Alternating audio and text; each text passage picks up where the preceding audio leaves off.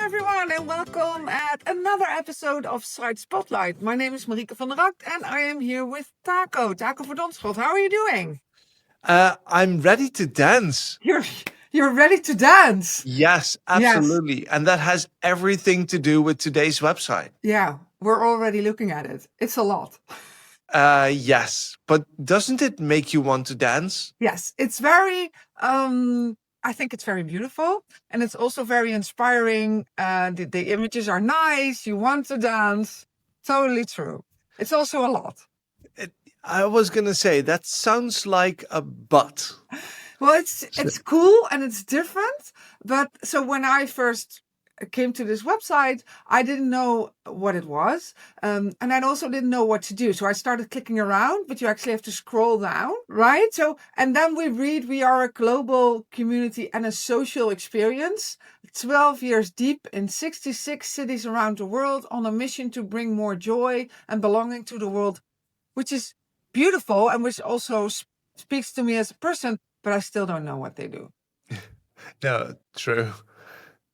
So I thought this probably is some kind of festival in a lot of different cities. That's kind of what I thought for it. If I scrolled more down, I also saw that I could get tickets. So I think like I'm intrigued. I think we can get tickets. We can go there. That's what it is. But I didn't know what it was yet. Still. Yeah, so where are we going? Which Well, one? there is one in Amsterdam, I know. So, but I don't know when. But then we'll go to New York. I'm game. Yeah. But so I think I also had a hard time clicking. So I don't. Maybe that's just how my mouse is like thing with. But and that green bullet follows you everywhere. So I had a little trouble navigating through the website. So I think overall it looks very, very nice. But it remains hard to find your way to what you want to do. And if you want to get tickets, if you know what it is and want to get tickets, I think it's fairly easy. But I think this whole website would benefit a lot from clear navigation and from explanation. I think it's now only suitable for people that already know what Daybreaker is. And if you want to onboard new customers, if there would be a section that's like new to Daybreaker or want to know what we do, that would help a lot. If that would be right, I don't know, maybe even above the fold. Because I think if they are a big community and they're very inclusive, then it would make sense to have a website that also is like an onboarding tool towards those communities. Yeah, for me, the video tackle it's overwhelming. I think pictures would be better. Yeah, that's why I scrolled to the top, because it is a really nice video. Yeah.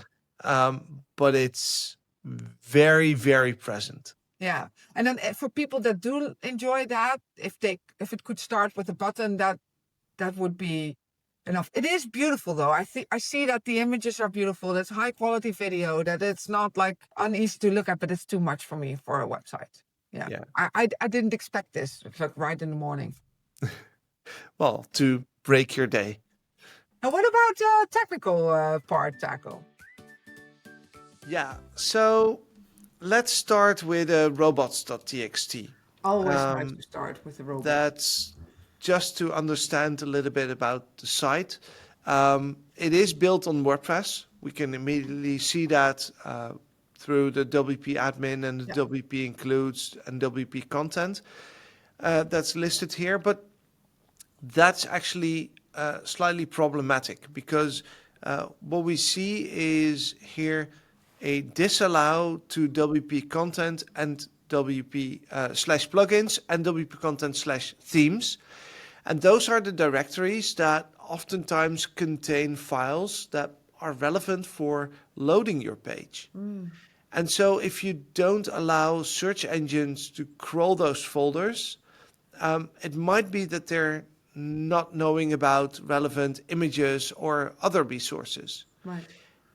And that actually might hurt the SEO of the site, and it doesn't give any real value. There's no problem if search engines do crawl those folders. So the quick solution here, remove those two lines and you're good. The other thing that we see in the in the robots.txt file is the sitemap. So let's go there. It looks like something's broken here. Yeah. Maybe if we go to, because sitemap underscore index.xml indicates that this is a Yoast SEO sitemap. Maybe they just rely on the default WordPress sitemap. No, that's also not the case.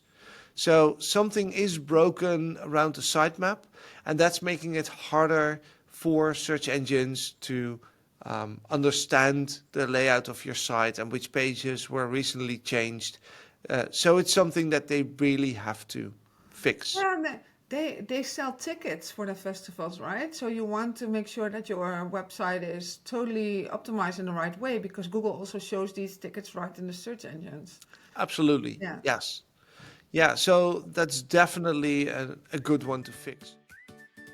If we go back to the homepage, and this will stand out for you being European probably, is there's no cookie consent banner. Well, right.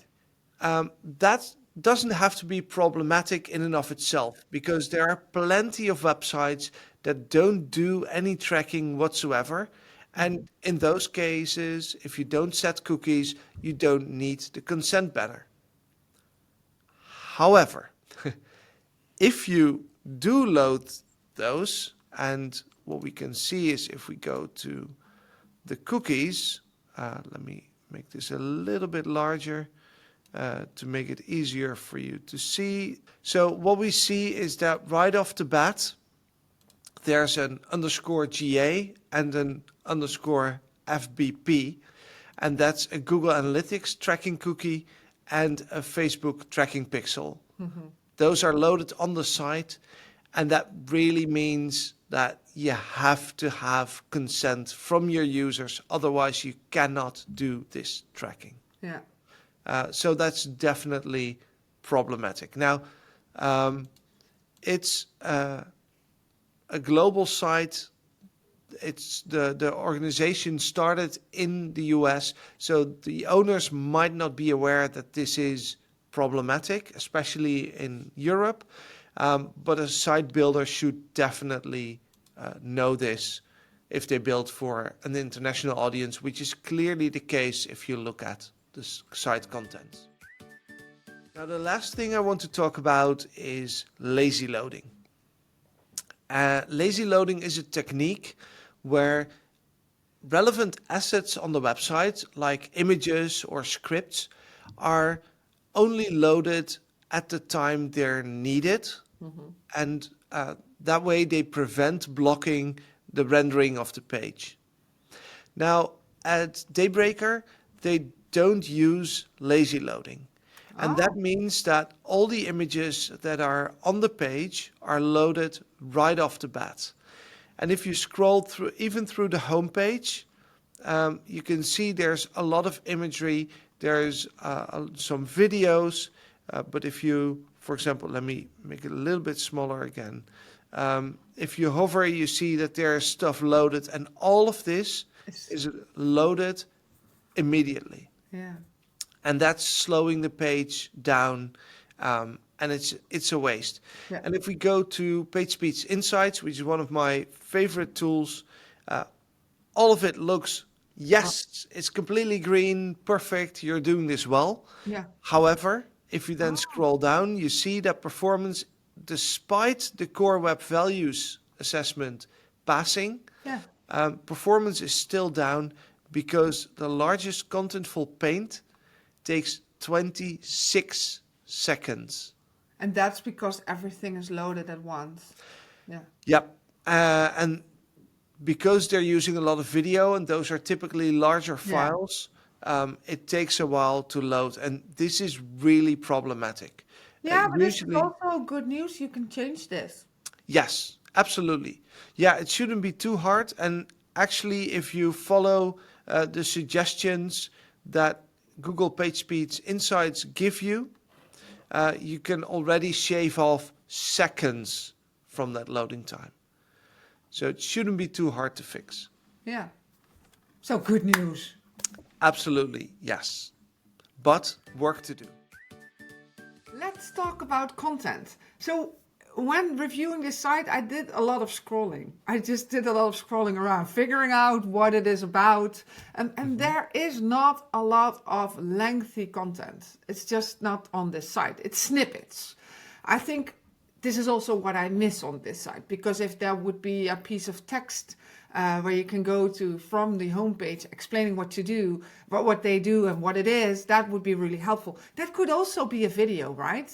In which someone explains what it is, but the video is also without words. So I just miss the words. And I know that images can say more than 1,000 words, but I think in order to interpret images correctly, people need a little bit more guidance, like a little bit more words. And I think this website lacks clear text. So if we look at this website, maybe you can scroll a little bit down, then you see like they have written pieces of text with every year. And then you can even, if you hit that little arrow, then you'll go towards more years. So that's a little bit of text. And I took a look at that overview of their timeline. It's hard to read because you have to click through the text. So I noticed myself getting bored and getting distracted. Also because there's a lot going on that website. I would always recommend to do a timeline like this in vertical instead of horizontal, because this is not inviting to read. It's a bit boring.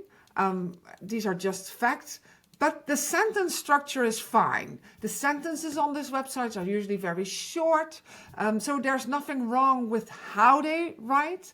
But there is just overall lack of text. I think this website could really benefit from text, from in-depth pieces about their mission and vision, to practical guides about the things that they do at their events. I've seen yoga, I've seen mindfulness, I've seen that they don't drink alcohol, they don't do drugs, they start at the morning. These are all things that are inviting, I think, to write enthusiastic pieces of text about.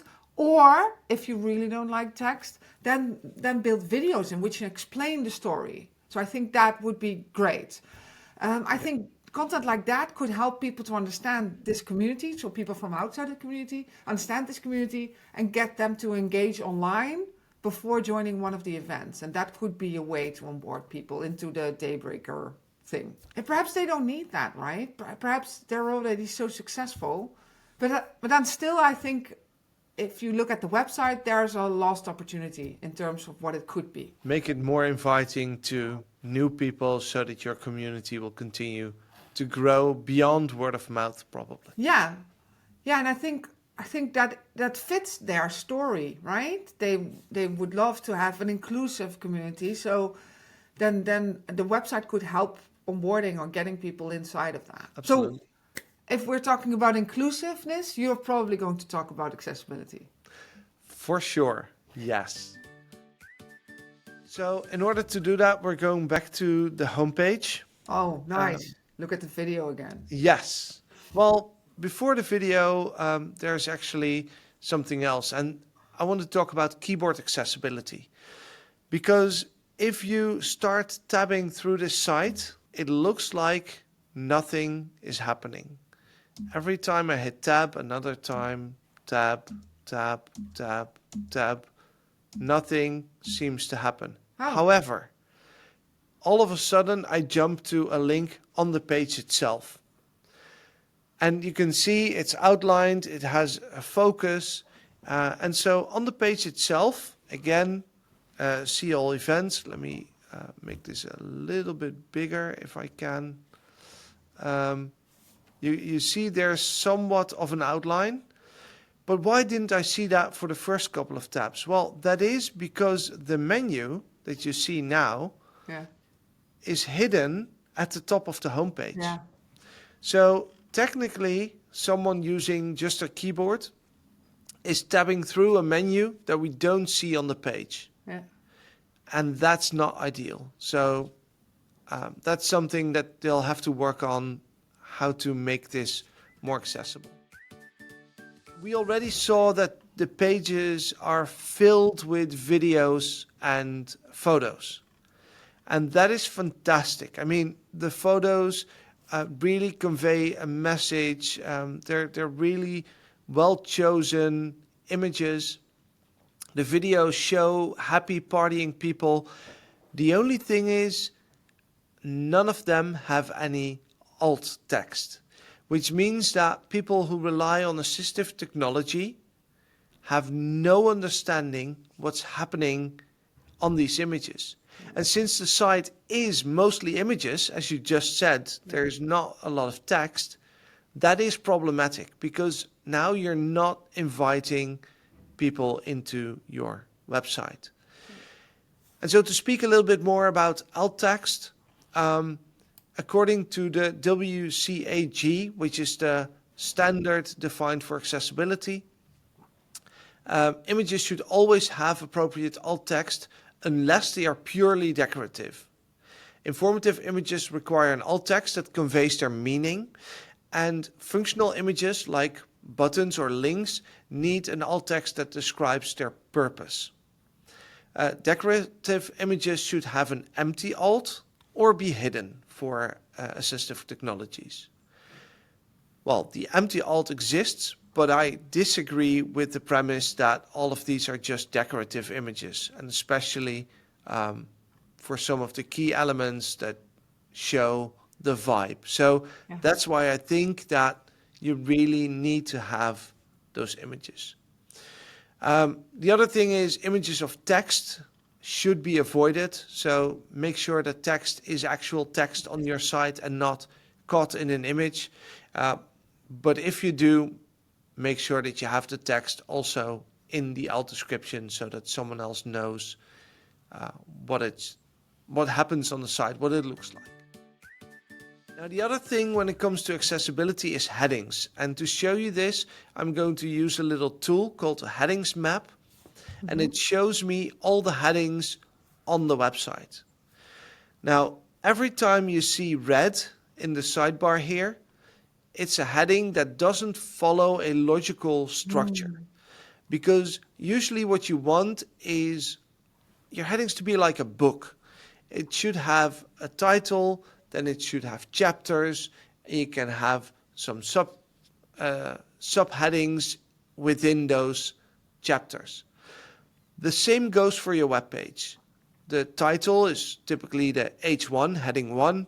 Subheadings are H2. Subheadings are H3, etc. And no heading levels should be skipped to clear a logical structure. Now, when we look at this list of headings, you can see all the reds are skipped levels, and it already starts with H2, so a subheading being above the main heading. And then it jumps from a heading level 1 to heading level 5, so skipping 4 levels. And this makes it really hard to understand for someone using assistive technology to understand the structure of the page. So there's quite a bit to improve on this page when it comes to accessibility. And looking at the event itself, looking at the community and what they seem to be trying to build, I would say that accessibility and inclusivity is important to the community. So please also include people online. And with that, we've reached the end of today's site spotlight, where we had a fun dancing website in the spotlight. We're awake now. Yeah, so Definitely. if you have your website and you're curious what we would make of it, then send it in, right? We can take a look at it.